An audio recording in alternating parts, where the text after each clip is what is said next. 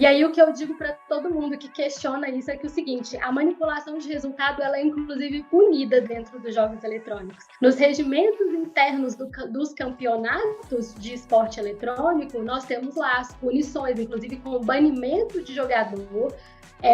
Banimento é uma forma de expulsão, né?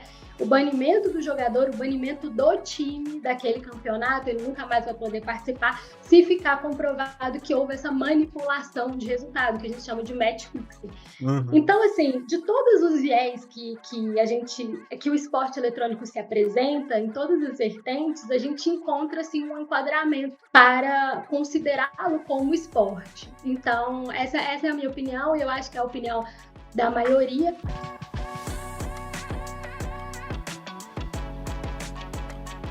A ministra do Esporte do governo Lula, né, Ana Moser, já não concorda muito com essa tendência, com essa visão de futuro, né? Até um caso meio polêmico, gostaria de saber a sua opinião sobre isso, né? A ministra ela se posicionou recentemente falando que esporte eletrônico não é esporte. Falou que é igual o show da Ivete Sangalo, e a Ivete também treina para fazer o show dela, né?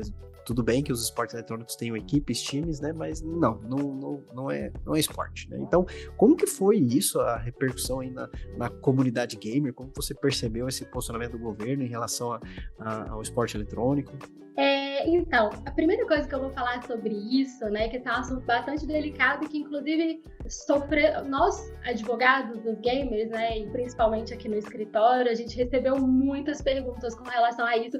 E, na verdade, eu fiquei sabendo da declaração da Ana Moser pelos meus clientes antes de ficar sabendo realmente o que tinha acontecido. Tanto que, de princípio, eu falei para todo mundo se acalmar, o esporte eletrônico não ia deixar de acontecer no Brasil por causa disso, isso era uma certeza minha, mas que eu ia verificar sobre isso e tal. E aí eu fui realmente assistir o que ela tinha falado e ver quais foram os reflexos reais disso.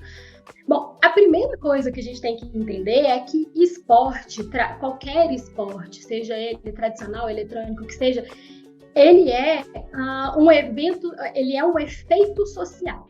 E o que eu quero dizer com isso? É a sociedade que vai dizer o que é esporte e o que não é esporte. A gente não vai ter uma lei, não vai ter uma declaração dizendo que é ou não é. Existe, é claro, um reconhecimento, mas que o esporte ele vai existir enquanto evento social, isso é a sociedade que faz. O que acontece, né? Via de regra, os fatos jurídicos, os fatos acontecem no mundo.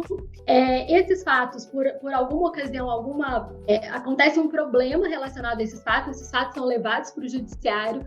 O judiciário vai julgando esses casos conforme vão aumentando a quantidade de demandas. Essas demandas são reunidas e entende-se por bem construir uma legislação ou uma jurisprudência ou uma súmula a respeito daquilo para alinhar as decisões contraditórias que podem ocorrer.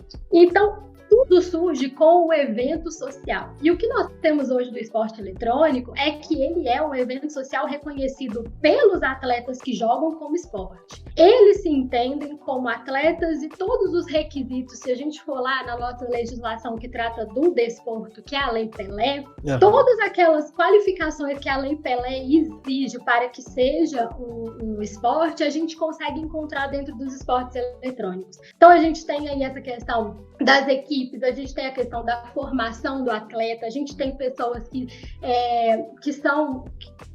o esporte eletrônico, inclusive, retira da zona de marginalidade, como o futebol ainda faz, né?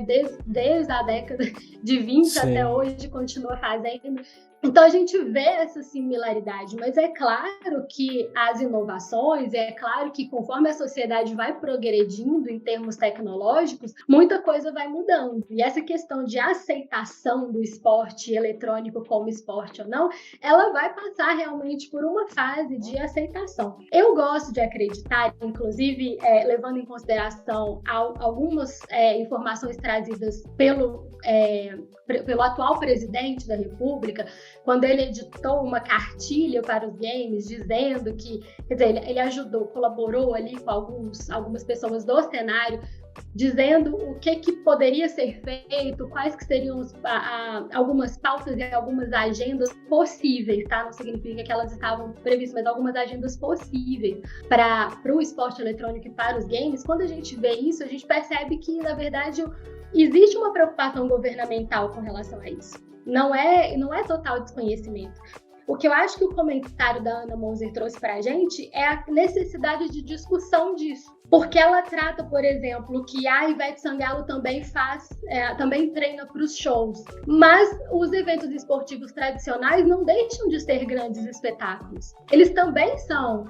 E, inclusive, a gente tem, por exemplo, Copa do Mundo com show de abertura. Nós temos as Olimpíadas com festa de encerramento. Então, não deixa de ser um espetáculo o esporte eletrônico e o esporte tradicional. E as duas coisas não se desassociam. A gente teve agora no Super Bowl a Rihanna, maravilhosa, né, fazendo um show incrível. Então, não desassocia uma coisa da outra. E a outra questão que ela disse que os jogos eletrônicos são pré-programados e que, então, um dos requisitos para o esporte é que ele tenha imprevisibilidade, ou seja, por mais que a gente conheça os times, a gente nunca sabe quem vai fazer gol primeiro, a gente nunca sabe quem é que vai ganhar uma partida de vôlei, etc. E ela diz que nos jogos eletrônicos essa imprevisibilidade não acontece porque os jogos teriam ali um circuito fechado, uma programação fechada, na qual poderiam haver essas manipulações de resultado. E aí o que eu digo para todo mundo que questiona isso é que o seguinte, a manipulação de resultado ela é inclusive punida dentro dos jogos eletrônicos. Nos regimentos internos dos campeonatos de esporte eletrônico, nós temos lá as punições, inclusive com banimento de jogador. Banimento é uma forma de expulsão, né?